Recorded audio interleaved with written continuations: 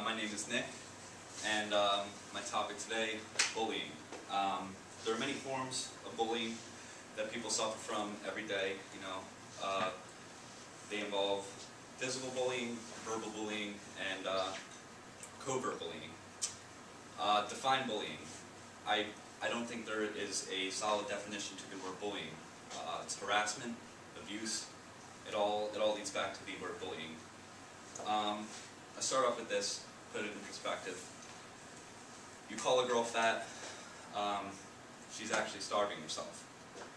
The gay kid that you punched for being gay committed suicide later. The girl that everyone calls a whore has never actually been with anyone. The boy in class you make fun of for crying, his mom just died. The old man that you make fun of for staying inside every day and doesn't go out with his friends, it's because he works and supports his family. There's a lot of things you just don't know, and bullying approaches this in a negative way because you don't know. So to start off with physical bullying, I'll start off with this quote from Jessica Bennett in her article From Lockers to Lockup. Had to deal with a teenage girl, 15 years old, who was harassed on her way home from school, being called a slut, and had objects thrown at her for being the new girl, and she then committed suicide later that day. And her younger sister, walked in the house that day to find her hanging in the hallway. She also recorded how two teenage boys who were gay actually commit suicide for being made fun of for being gay. So the physical aspect is causing harm to one's body or their property, where they live. So if you're talking about their body, it would be hitting them, spitting on them, tripping them, anything, physically. Property. You graffiti someone's house, you egg someone's house for who they are, for what they stand for.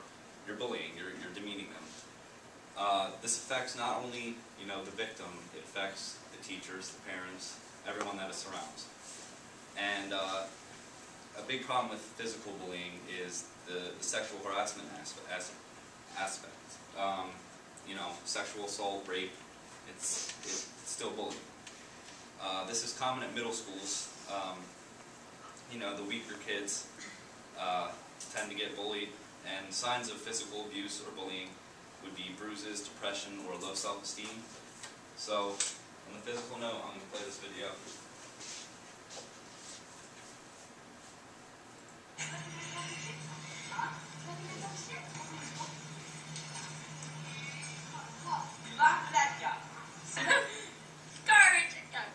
This is getting sad, bro.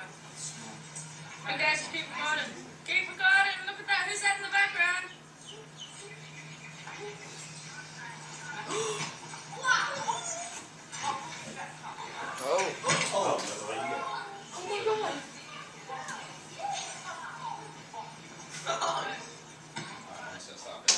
But on a serious note, at first glimpse you would think that just by judgment, because we all judge, that the bigger kid would be the bully. It's actually that the younger kid is bullying the bigger guy, and not that I condone violence or anything, but good thing he stuck up for himself.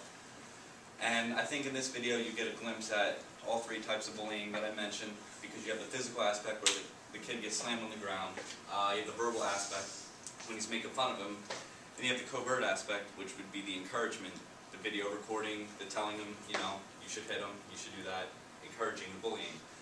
And what's upsetting is how this video has so many likes, whether it's for the fact that the bully stuck up for himself, or the kid being bullied stuck up for himself, or the fact that this is entertainment, which is also another issue. But, which leads to my second point, the verbal aspect of bullying. Words that hurt, words that demean, words that are harassment to others. Race, ethnicity, whether you're gay, straight, lesbian, if you are made fun of for this, you're being bullied. You can make fun of someone for their appearance, how they dress. I think underlying jokes and teasing are a problem, because how far, is a joke? How far can you take it before it gets serious and it actually makes someone feel bad? Verbal bullying is more prominent in girls because women have big mouths. But but you know, that's physical bullies, that's just how it is. And how to deal with a verbal bully, ignore it, report it, find friends that, you know, stick up for you. And yeah, so now we got covert bullying.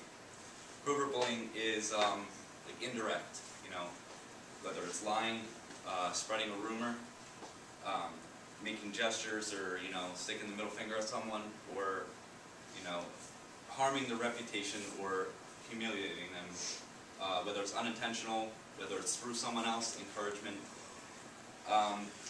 Those who watch bullying happen are bullies themselves. That's covert bullying. You're encouraging it, you're not doing anything about it. You therefore are a bully. Katie Johnson reported in an article that students fear reporting bullying because they don't want to make the situation worse for who it's happening to. And it's true. I mean, you know, you don't want to be that person that you stand out because you stuck up for someone, but that's what you should do. So, in conclusion, you got the three: physical, you got the verbal, the covert bullying, and I'm going to end it with, let's see, the American Journal of Public Health states that, you know, to prevent bullying through ages 10 to 17, if you have better grades, you do your homework, you have a good set of friends, a good surrounding, and a nice family, you are less likely to be bullied. But it still doesn't you know, negate the fact that it still happens. So.